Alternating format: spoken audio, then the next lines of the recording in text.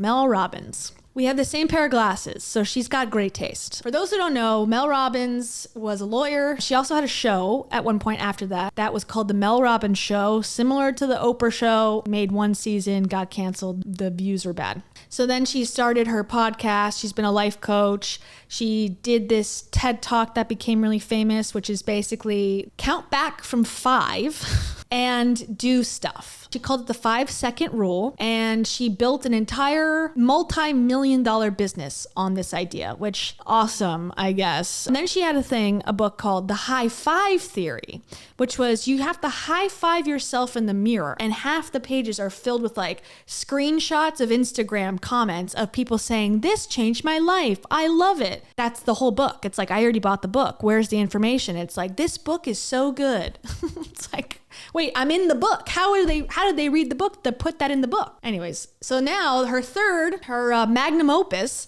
is called The Let Them Theory. Okay, this is her book. Now, there's a few interesting pieces right on the screen right now that I find to be funny. Now, this is on my desktop, to be fair, so it could look differently on mobile. I will hold that as a possibility. She claims that she co-wrote this book with her daughter. Okay, this is problem number 1. And her daughter is Sawyer Robbins. This is her, which on her bio, it says co-author of the Let Them Theory. Order your copy, lethem.com, okay? But if you're to actually look at the book that she co-wrote, there is not any mention of her daughter at all. I see Mel Robbins' name. Co-authors are all the time on the front of books. So she's like, "Hey daughter, thanks for the help. You can put it on your Instagram bio or whatever, but I'm not putting it on the book." And of course, Oprah loves it. So you know it's got to be trash from hell. Anything Oprah likes, just assume is like the stupidest thing you've ever heard of. "Hey, I'm Mel. Thanks for listening to the Mel Robbins podcast. And I'm so glad you love the Let Them Theory. I wrote it, ... with my daughter." Isn't that so funny? Isn't that hilarious? It just so happens, and she's got a team of people helping her, obviously, at this point. And her team seems to be pretty tech savvy, pretty social media savvy. I feel like they knew the exact amount of characters that it would take so that this would pop up, that you had to click on the more to read that she didn't write it on her own, because the book does not show her daughter's name. Let's hear what Oprah has to say, because I'm always curious. And also, peep their hands here. What is going on here in the back of Mel Robbins' back? I find it very inhuman way to hold someone and walk fakely while someone records you on a phone. When I read this book, I was blown away at how simple you make the process of not trying to control everything that everybody else is doing. It's as simple as let them. Let them. When you let other people live their lives, your life gets better. When you let people be who they are, your relationships get better. That's right, because that's... As opposed to what? Not let them. I'm going to write a follow-up book, Don't Let Them. And it'll be a freaking bestseller. Don't let them tell you can't. Don't let the haters win. Don't let them get away with their negativity. Don't let them. And everyone will go, "Oh, genius advice, genius. I've never heard of something so simple and so amazing before." And I will profit, and I'll never talk to y'all again. That's what we're here to do, to accept people for exactly who they are. Yes. And not trying to change them. Yes, and to stop wasting your time and energy trying to control things that you can't control, like other people's moods, what they think, what they do, because you need that time and energy to do things to make your life better. And then, so let them. Let them. And then the other most important part of the theory is let me. Yes. Yes. Let me remind myself that I am always in control. Yeah. Because I have power over what I think, what I do, and how I process my emotions. Wasn't that an awkward walk? This is how I actually think if I was a motivational speaker. Value yourself more than this. Look at this shit and value yourself above it. This is first grade reading level comprehension stuff. If you haven't mastered this by now, it's okay, but you don't need to read a book about it. Reading the book about this is literally wasting hours of your life to feel like you are making progress in your life, this is a distraction. And this is her whole thing. Use this theory, the let them theory, 6 ways to use my let them theory. This will change your life. 15 million people are using this mindset hack with Jay Shetty. Grifters in paradise, the two of them just steal other people's ideas and make it their own, and people celebrate it. They go, oh, thank you so much for giving me this amazing tip. I know you stole from somewhere, but you made it popular. Such a letdown that this continues to go on and on and on forever.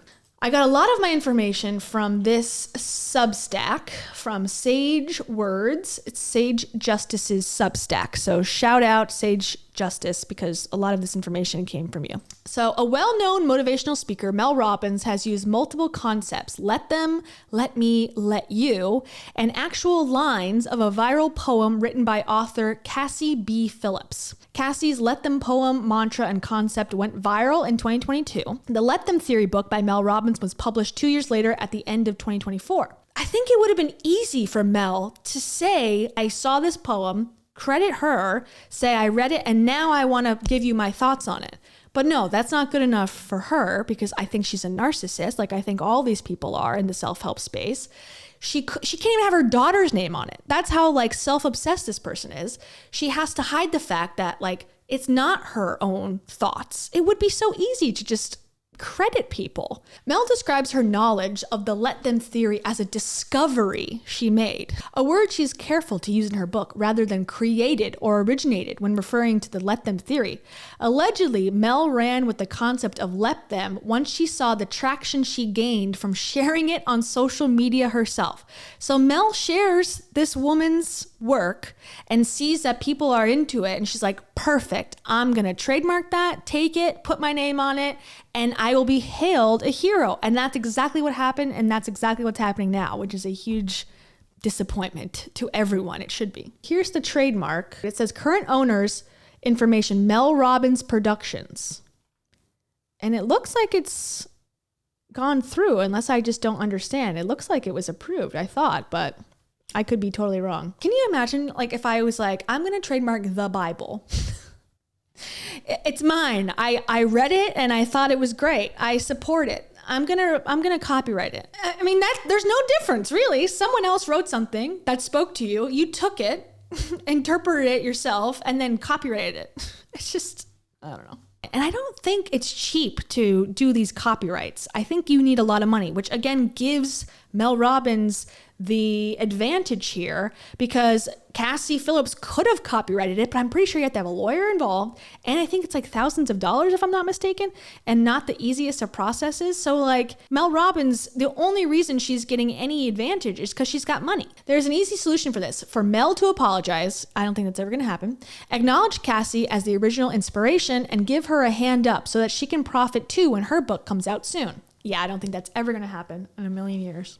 Okay, so here's Cassie Phillips. All right, so this is her page. I want to show you her Facebook because that's where she's got some of these responses. Okay, and she says, well, I guess it'll be a battle of the trademarks. And this is from January. I am not bitter. I am exhausted. I am not self-righteous. I am passionate. I am human first and foremost. However, I wanted humans to enjoy something freely. That's the biggest mistake, Cassie. In the capitalistic utopia in which we call home, you would never want humans to enjoy anything that they're not paying for and then you're profiting from. I tried to keep these words liberating and free. Something to enjoy and celebrate. Now, to purchase items with let them, your money goes to Mel Robbins to line her pocket on words she only theorized by taking someone else's life work without crediting. She never claimed it was hers, many shouted, and I'm sure there was many comments of like ignorant people like that saying that. She never claimed it was hers. Okay, but you don't get the read between the lines here that she wrote a book and put her name on it? Hello. Anyway, so many argued, let them is just 2 words. It can't belong to anyone. She can use it. She never said she created it or it was hers. How about you just clap for her and let her? See, this is the conundrum that Mel Robbins, I think, knew she was going to get Cassie into, because the concept is Let them. Yeah, just clap for her. She needs the extra millions to add to her pile. It was around before Mel. It helped her and she cares about people, truly. Mel is my hero and she's doing this for us. I'm going to buy a shirt that says let them. Whoever said that, seek help. So what I want to do now is hear from the co-author. If I think back to before working together, our relationship, it was not horrible, but I don't think it was great. There was something underneath the surface that made it not so great. And what was that for you? You were never home. When you came home, all you did was talk about work. It was like all I wanted was your attention, and I felt like it was going everywhere but me. Really? Yeah. It definitely was. She's like, really? I haven't been home still to know that. Okay, this is starting off pretty wild. Mel's a neglectful mother, is what her daughter's saying. And until we worked together on this book that you didn't give me credit for, I never talked to you. So that's a good thing to start off an interview with. Hey, it's your friend Mel, and welcome to the Mel Robbins podcast. It hey, is Mel. always such an honor to spend time and be together with you. I am so excited that you hit play today, that you're here for this conversation. This one is going to be amazing. So amazing. And the reason why is I'm sitting down with my oldest daughter. Her name is Sawyer. She's 25 years old. And we have just spent the last year writing the Let Them Theory book together. And why would she not put her on the cover? At the very least, like, it's stolen from a different woman. Okay, so that would be best case scenario. Neither one writes the book. But the fact that she's not on here and she's claiming we wrote the book together, that is effed up. Process of not only learning about the Let Them Theory and writing this book together, it has healed our relationship. Not only with a deeper understanding of the Let Them Theory, which is this mindset tool that I discovered, I don't know, about 2 years ago. That really helps you understand what's in your... Are you fucking Columbus? Christopher Columbus? I discovered.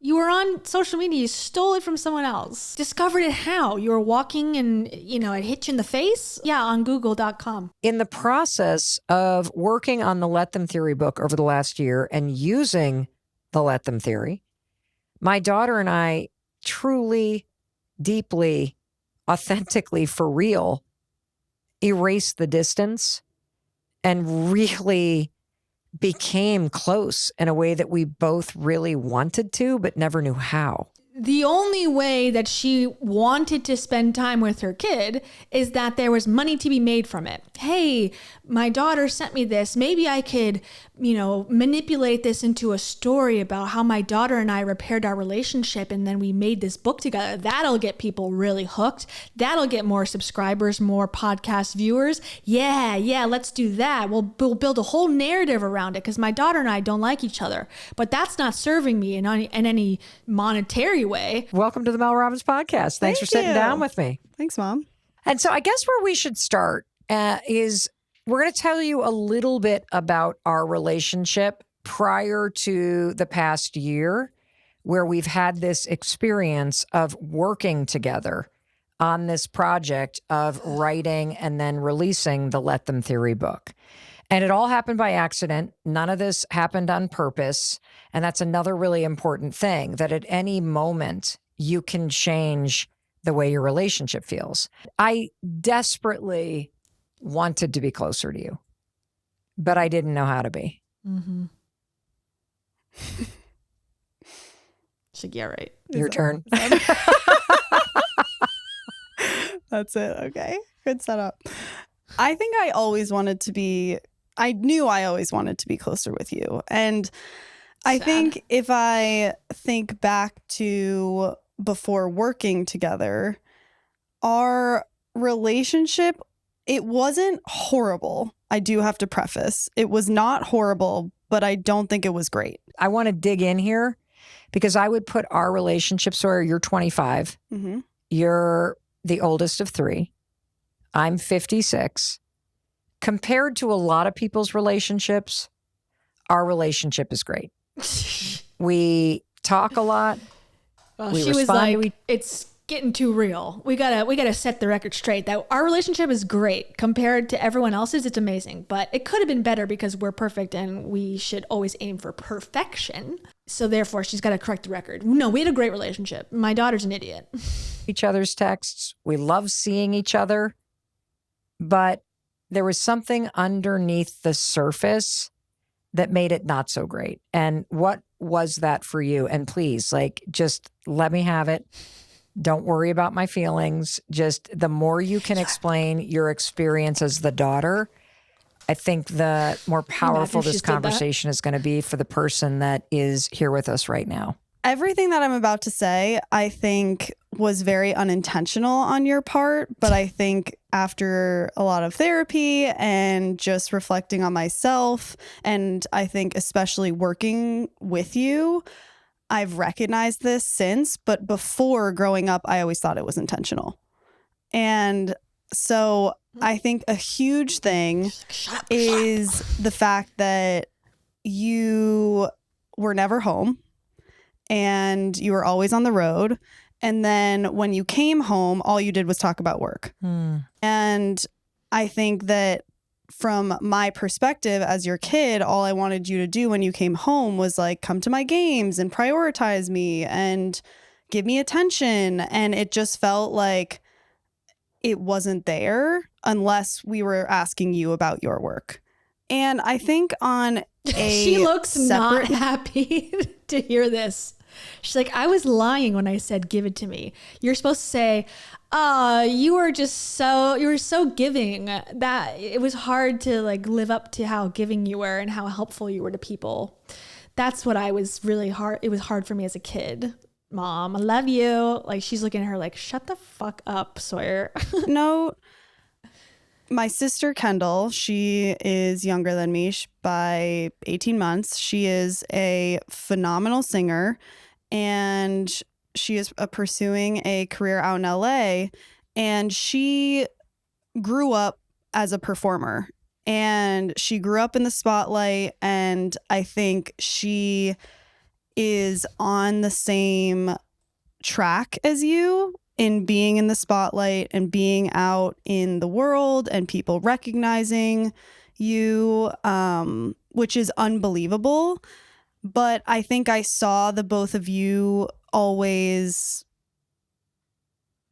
relating on that and feeling very jealous that I didn't have a natural talent that I could deliver that would connect me to the two of you. So I always saw you guys as on the other side of the room, and her getting all the praise for all the singing, and which she deserves and is amazing. But at the same time, I was just I can't relate to my mom or my sister. I'm different. I don't have a natural ability.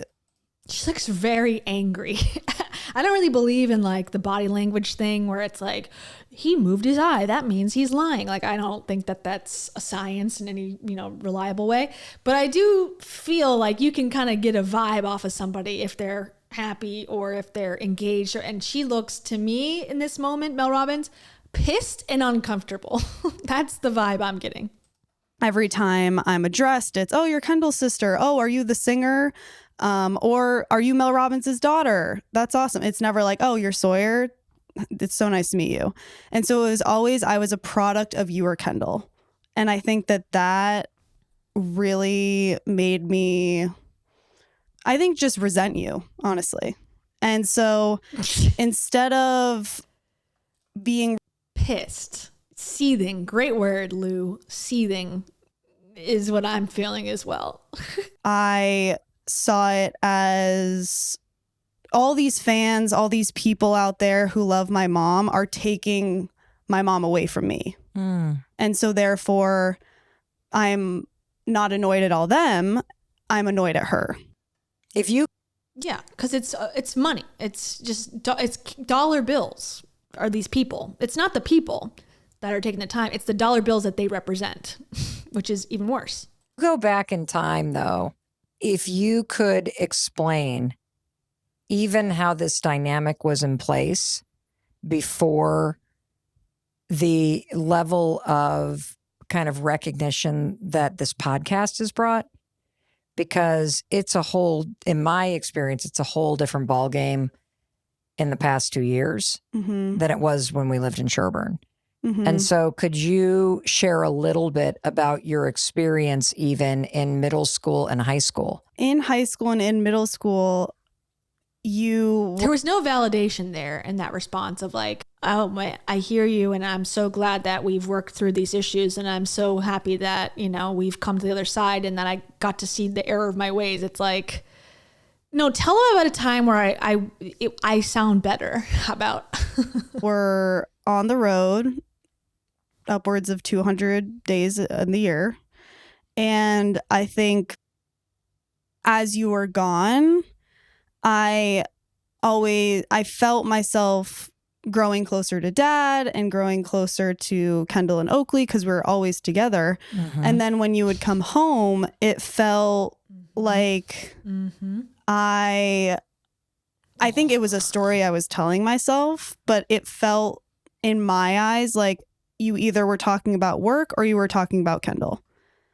And how are we going to grow Kendall's singing career? And how are we going to do this? And all of the plays and all this stuff, which is unbelievable. But I think that was really my impression, is she's a workaholic, which she still is. But I have more of an appreciation for it now.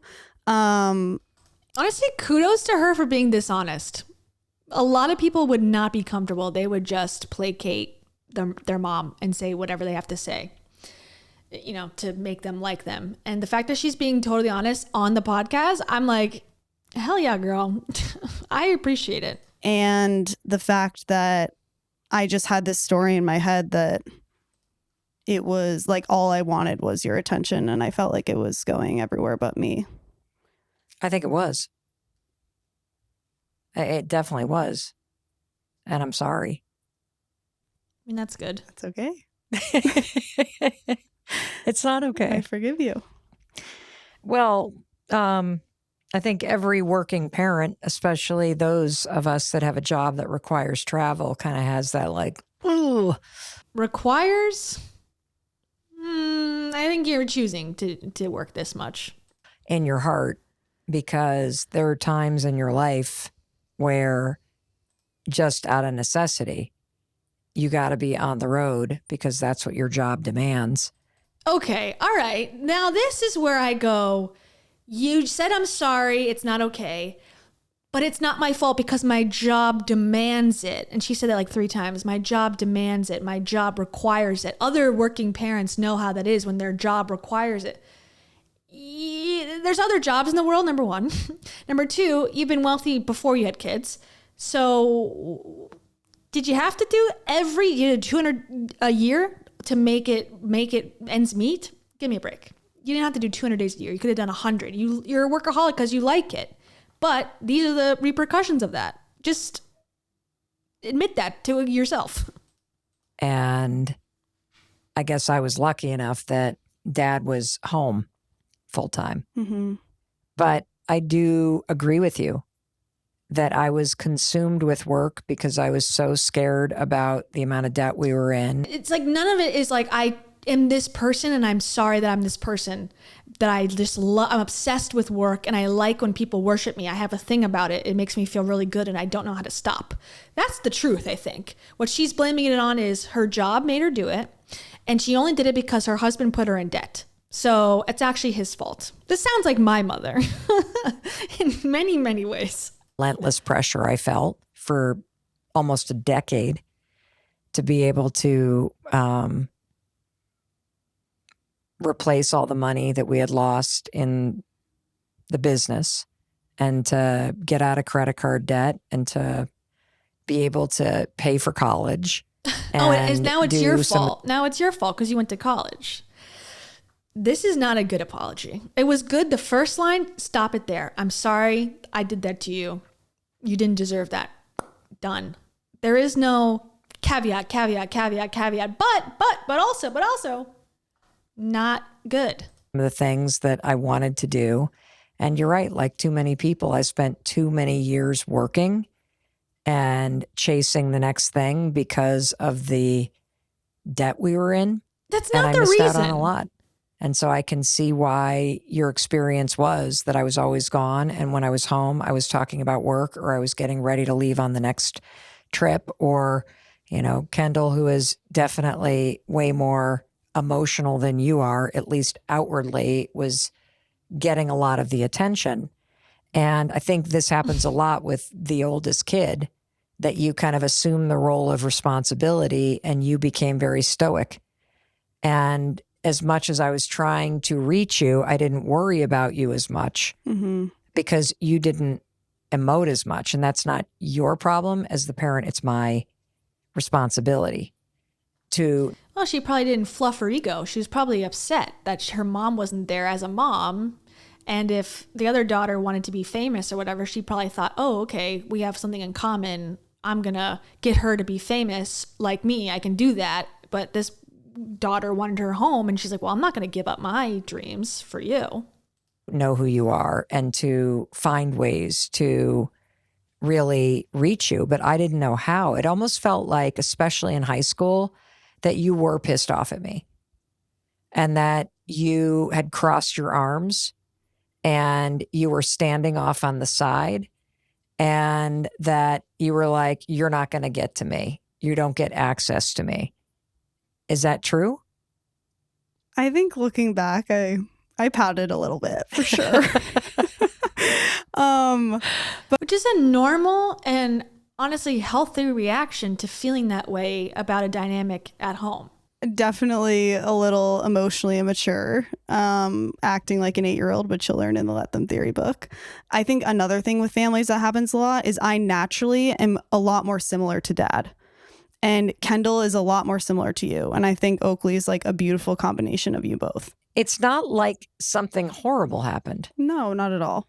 I think most relationships have this like invisible distance, and you can feel it and you can't quite understand why it's there.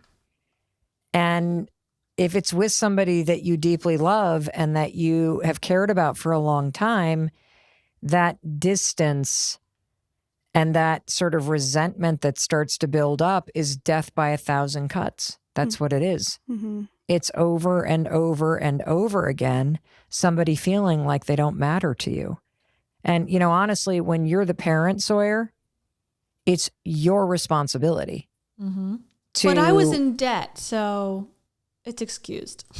And make you went to sure college, that so. your children know that you matter to them. It's not your responsibility as the child to make me know Agreed. that I matter to you. It's my responsibility as the parent to provide that to you, just like it's my responsibility to provide you with food and water and shelter. Which I did because I worked so Me hard. showing up in a way that makes you feel seen. Me showing up in a way that makes you feel like you're a priority. Me showing up in a way where I'm actually emotionally calm and I'm not tantruming or taking my stress out on all of you. That was something I didn't do. And so I did not provide you with what you needed. I fully own that. I appreciate you saying that. Love you.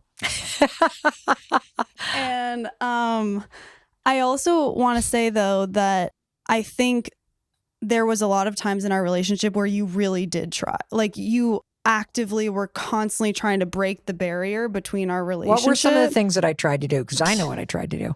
Well, first of all, Tell me about the things that I did really good, because you're making me look like a bitch. So you need to repair that now.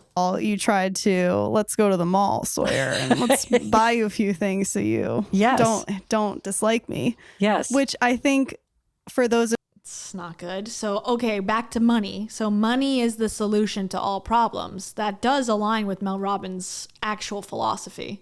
of you whose love language is gifting, I think it worked in the moment, and then the next day something would happen that would reconfirm this story I was telling myself, that she doesn't care about me, and then it was back to this force field between us.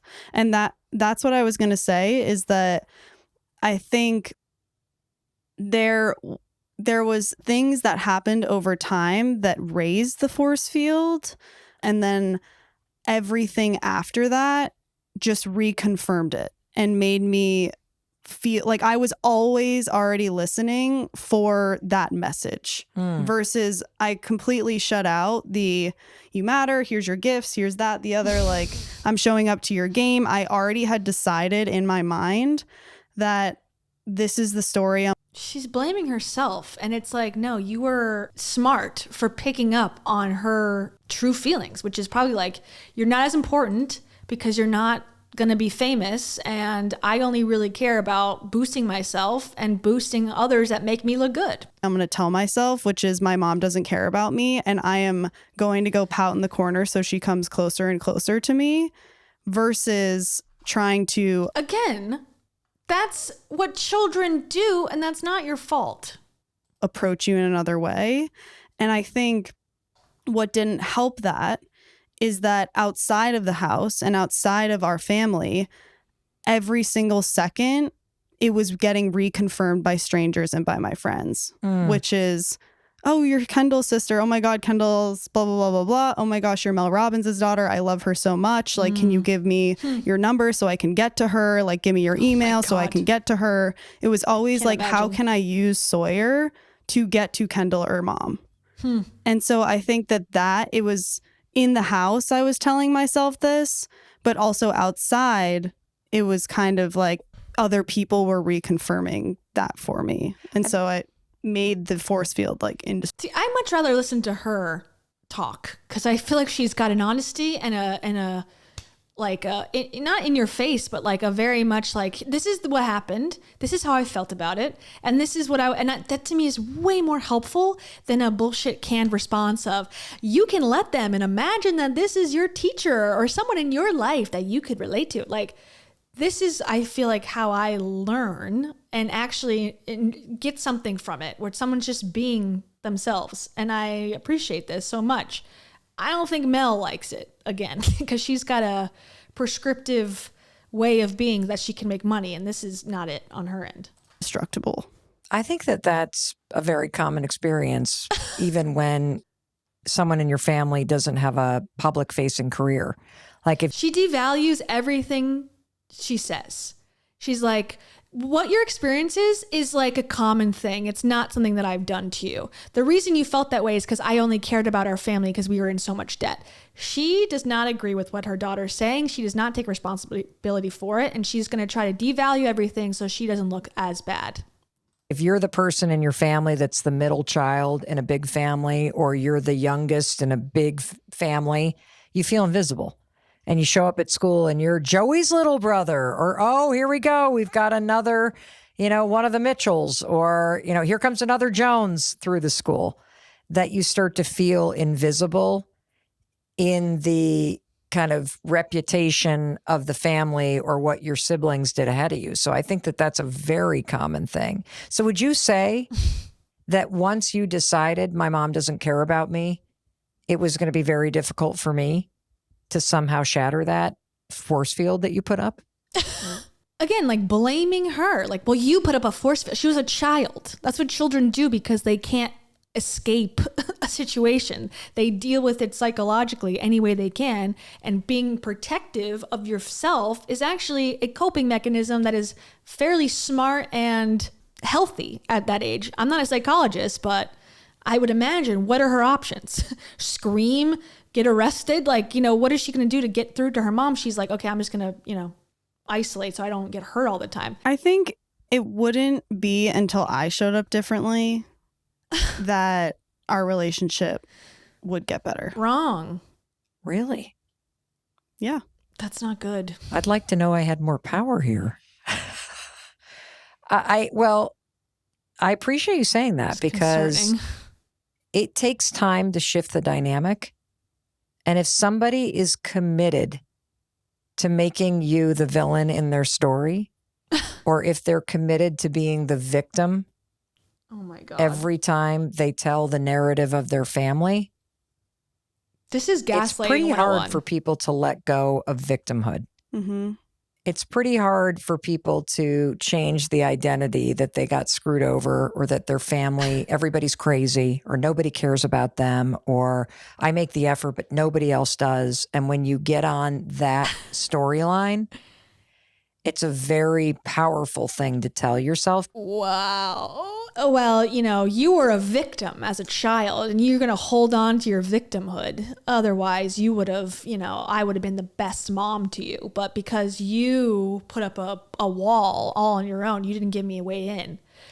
People are attached to their victimhood. This is your daughter, first of all. And second of all, again, the only people who really benefit from you not thinking you're a victim is the perpetrator.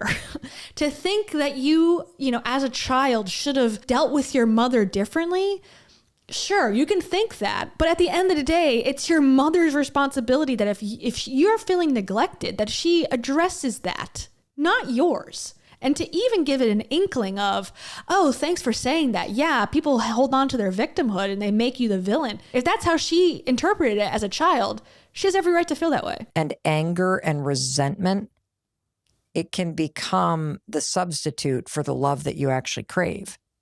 And the second that you say, well, I was wrong about them.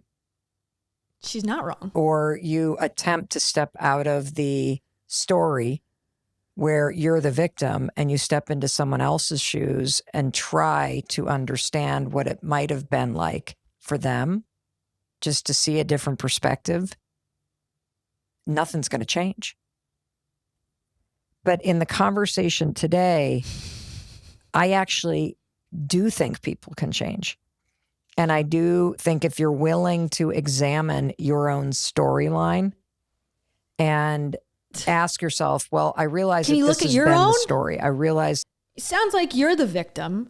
I was in debt. That's why I did this. Oh, you had to go to college. That's why I did this. Oh, victim, victim, victim. But it's been for a long time that my sister doesn't care about me, or that my in-laws are selfish, or that I'm invisible in my family and nobody cares. If that's the story and it's been this way for a very long time, nothing is going to change unless you ask yourself the question, well, what do I actually want? Is this how I want it to be? And if you don't want it to continue to be this way, the one person that can change it is you. And if you're being abused, the only person that can change is you. So let them abuse you and change your perspective on it. They must be in debt. That's why they're acting this way. I want to be very clear. Your experience as a child is exactly aligned with the mother that you had. I was not available. I was desperately trying to save our family from financial ruin. That makes you a hero again. I was willing to sacrifice my daughter and I's relationship to save our family from financial ruin. Again, that makes your husband look like a dweeb as well. Like, oh, I was the only one. I had to work 200 days a year because my husband's a loser. That's what she's saying. Again, read between the lines of this. I'm the only one that could have saved our family. So therefore, it was a worthwhile sacrifice. Not that I was selfish and decided to have a career that forced me to travel 200 days a year so I could be on stage and be praised for my thoughts that I've stolen from the internet. And I was in panic mode all the time. And I didn't know how to build a business. I didn't know how to do what I was doing. And so I was constantly feeling behind, and I could not do what I was doing and also be an awesome mom at the same time. And so I own that. And I also, awesome thank mom. You. And I appreciate that you can, from where you are now, and looking back at the dynamic, see what was on my side in terms of the responsibility, and also be mature enough to say, I can see that I crossed my arms back in elementary school and was like, well, she likes Kendall more. And I'm more like Dad. So I'm just going to go over here in the corner and be silent and hold it all in and see if she notices me. I think you were trying to reach out your hand towards the end. And I think I still was in that cross my arms, I'm mad at you, and I like to be mad at you because then you give me more attention phase. Ooh, can we just stop right there?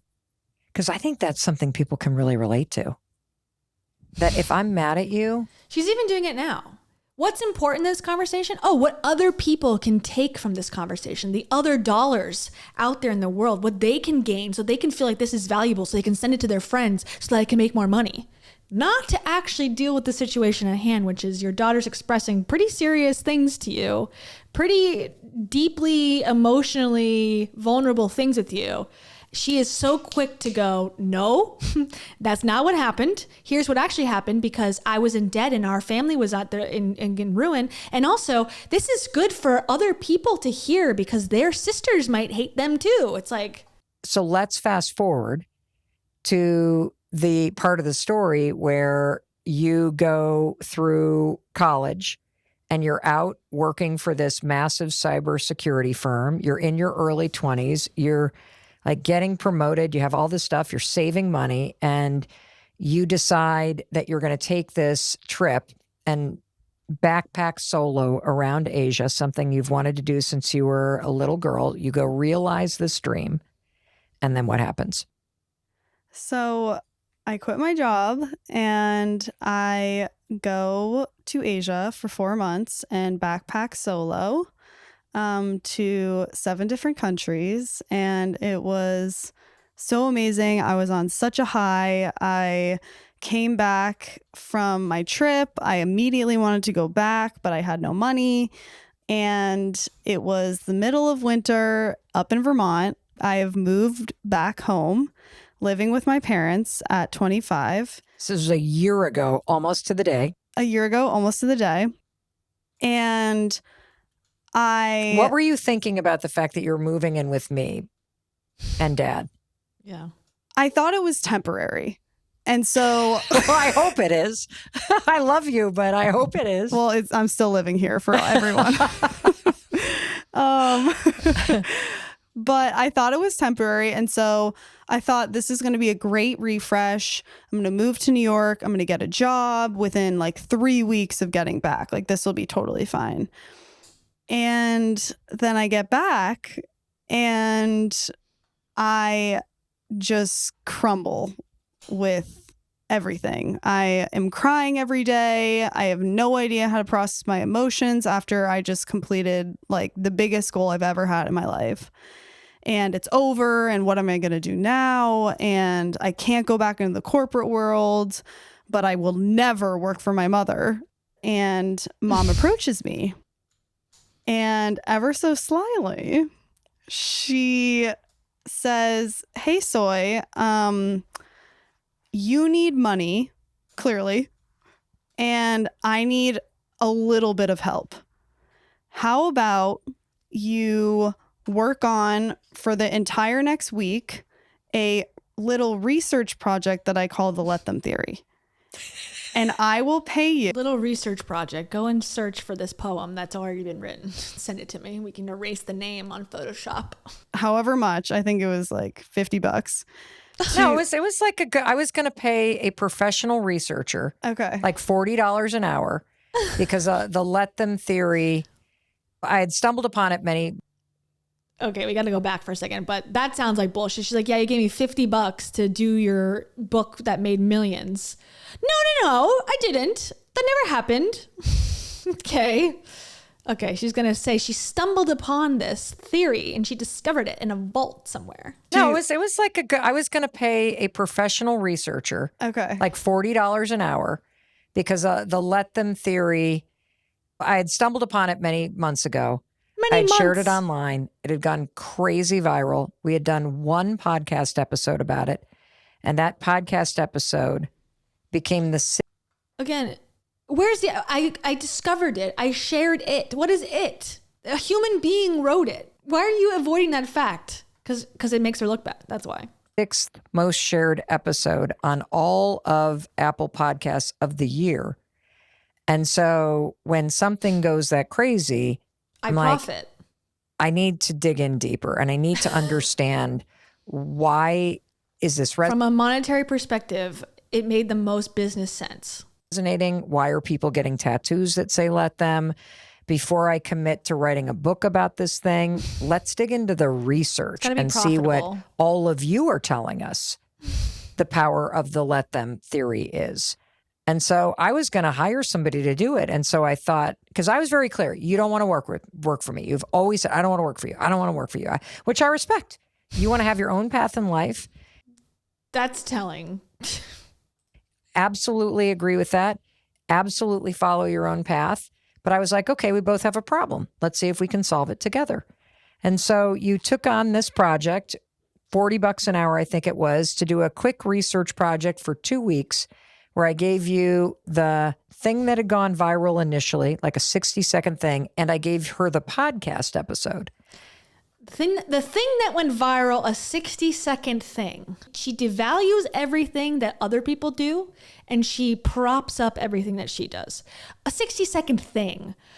I've invented a theory. I've discovered a theory. Ooh, it's so amazing. And it's backed by neuroscience. Ooh, yeah, okay. Yeah, this little thing that I found, I don't know, it's a 60-second thing.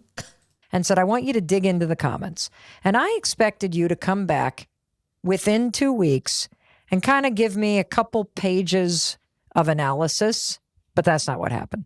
Within 27 hours, Sawyer produced a 36-page document that was a active Excel table with color-coded drop-down menus and source links, including not only the 36 pages of citation and analysis and color coding and drop-down menus, but a 2-page synopsis, which also included the fact that she said, Mom, you can't write this book. Because what I'm seeing in the comments is 90% of it's amazing, but 10% of people are saying, I'm saying let them, and I'm really lonely. I'm saying let them, and I see that my friends don't call me back. I'm saying let them, and I see I'm the one in my family that makes all the effort. We cannot do a book about something that makes people lonely. There has to be a second part. Now, meanwhile, as she's saying this to me, I'm holding this very thick packet of information. So it was her idea to even have a second part. Mel Robbins is like, I just want to steal this woman's poem and put it on a piece of paper and put my name on it. Can I do that? She's like, no, you should probably have something of your own to add to it. Okay, so she didn't even come up with the idea to have her own part of it. That was her daughter, who she left off of the cover. I will tell you point blank that the reason why the let them theory has 2 steps. Step 1 being say, let them. And let them is where you detach from controlling another person and you let them be who they are. And step 2 is 1000% because of Sawyer. And step 2 is let me. So the first part is stolen. The second part is the daughter, whose name is on the cover. The one that had nothing to do with either one. And in our case, one of the things that has been absolutely unbelievable around the let them theory is that it's not only stopped you and me from trying to control the other person, but in saying let them to each other. I say let them when Sawyer seems intense. I say let them when Sawyer seems pissed off at me. I say let them when Sawyer kind of has... Maybe instead of let them, it should be, can I help? Can we talk? Can we? How about we? Instead of let them, how about let us work together to talk, to actually bond together as mother and daughter in a meaningful way. Let me examine my own issues so that I can be there for my kid. That's not the same thing as someone coming to you vulnerably and saying, you hurt my feelings. Let them be mad. Let them be mad. It's like, don't you owe them a, hey, let's work this out? Why? It's both of them going back and forth, letting each other do their own thing. That's not intimacy. That's not closeness. That is separating your feelings from another person, which is only really helpful if that person is awful that you're dealing with, not your closest loved ones. You agreed to step on and help me write the Let Them Theory book. And at this point, I was not in the mindset, I'm doing this to improve my relationship with my mom. Like, that is not what I was going into this. It was, I need some moolah, and she's got it. So I just want to put that out there, that this was not in a intentional self-discovery, I need to improve my relationship with my mother. This was, how my mom marketed it was, this is a launching pad. And I said, great. It sounds for New York. Growing up, every single week, I think, mom would say once a week, I just can't wait to have a family business. I wanted so desperately for you guys to be part of a family business because I saw how that kept my mom's family in close proximity in upstate New York. And I just figured the world is so busy. How cool would it be to all have work to keep us together? And since the work... You are gone 200 days a year.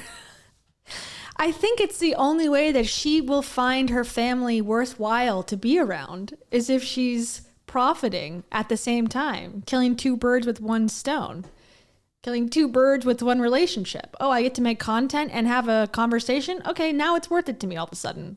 Work is digital and interesting and media. There's lots of different things you could do. So I always saw it as, why would I want someone else to run this business? Why wouldn't I want one of you to run this business? And what a better way to be able to be together than to work together. And I will say the experience of seeing you as a colleague has been an extraordinary gift because I get to see how your mind works. Well, that's the only reason that she's giving her any attention now is because, oh, you're working for me. You're giving me something that I value. I don't value you as a person without contribution. That's what she's saying. And now that you help me on my career, now all of a sudden I give a shit, which to a boss situation, that's fine. That's a fair trade-off. I care about you because you're helping me do something and I'm paying you for it. And it's a back and forth consensual thing. When it's your mom, you want your mom to care if you're the biggest loser in the world.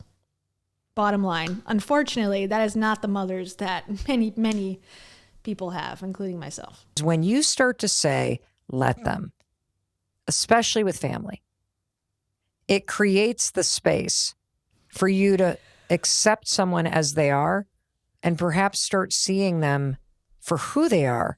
She wants to be accepted for who she is, but she does not accept her daughter.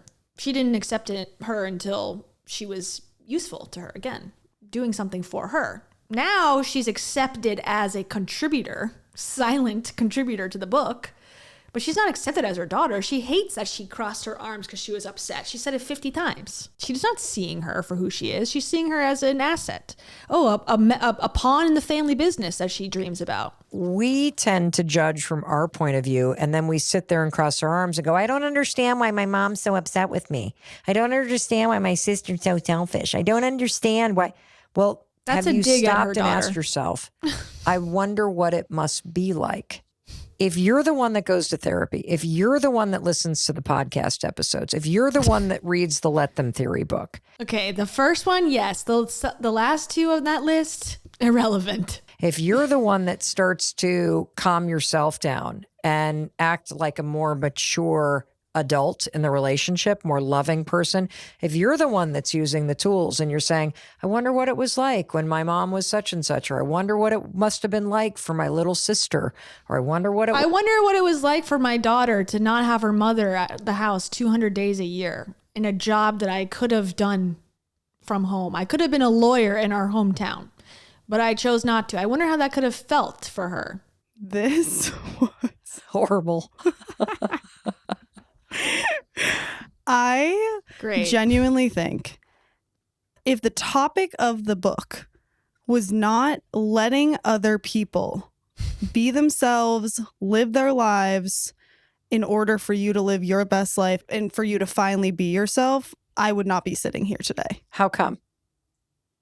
Because this book writing process brought us closer, but also was... Whew, Why? It was hard. It was really hard. Why would that be so hard? Why? The whole idea is stolen. So they had a basis to build the foundation upon. You know, the let them theory Confused. and saying let them and then saying let me as a way to diffuse tension and frustration and stress in your relationships, it doesn't make anything easy. It makes it happen. As we are writing this book together, and just imagine the craziness of this. We have a mother-daughter relationship a daughter who does not want to work for her mother, a mom who is stressed out and running this massive business, dying to be closer to you. Oh. We now have the martyr. A bitch of a daughter and a mother who is a saint. What a dynamic. What am I to do, right, guys? this project that we're working on only because you need money. And it just so happens that the project heals our relationship, because the tool that we're writing about is a tool that brings you closer to other people by letting go of controlling them. And it forces you to let other people be themselves, which makes you see them for the first time. I said, let them with you probably 5 times a day. I think I said it 25 times a day. And let me just paint the picture for you guys. Okay. So we are living together. Which is, I would not recommend. Do not recommend. Do a project virtually or something. But we are living together. So every single day for the entire last year, this is how it would go. We'd wake up. Hey, Mom. Hey, Soy. How are you? Oh, my gosh. You sleep well? Yeah, sleep well. Okay. Then we go to exercise together. No boundaries. Then we eat breakfast together. One of us is making the same smoothie for the both of us. Then we're in such a positive mood. We go up to the office. We sit down. And then all of a sudden, our personalities come out. Mom, her brain is the most beautiful, creative, absolute disaster tornado I've ever worked with in my entire life. She cannot make a decision. She is all over the place. And I thought she was a genius. That all she had to do is count from 5, and then all decisions were so easy now to make. I thought she high-fived herself in the mirror, and therefore all my problems melted away. Oh, so now you're telling me that's all bullshit? Oh my God. I feel like I've been lied to. You cannot contain her in structure. She wants to creative write for... I don't even know how you got your other 2 books done, to be completely honest. Me either. Plagiarism. But she would love to creative write every single day for the rest of time. She wants no boundaries, no structure. She pretty much writes the same thing 20 times in a row. That's the whole book. The let them theory is the let them theory, that it lets you let them let me theory. And the theory is great. And I discovered it by myself. No one helped me. The let them theory. Yeah, that's true. She's clocked her mom perfectly. It sucks. And then I come in and all I want to do is, what is the organization? What is the structure? Give me the table of contents. Give me the outline. And I would literally set up outlines for her. Write this sentence here. Write this here. Write this. And the amount, you should see our Google Drive. So she was very involved. 5,000 different documents, because it is me creating structure, Mom not writing in it, and then her creating a whole separate document where she chooses to write everything, and then coming back to me, and then we come back together. It was, both of our brains do not work well together. No. And so the entire time I was trying to control her, and she was trying to basically run away from me. And so every single day it would start off with us just saying let them every single time. I really had to let go of my need to put this into a structure and come up with the main points and summarize it. Of course, she's the one that has to let go and let live. I'm going to copyright that right now. I think I just came up with it.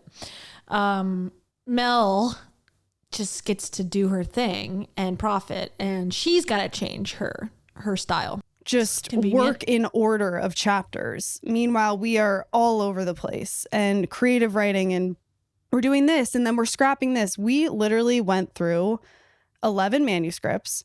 And when I say 11 manuscripts, it's not a sentence change. It is a scrap the entire thing and rewrite from page 0 the entire manuscript. 11 of them in the last year.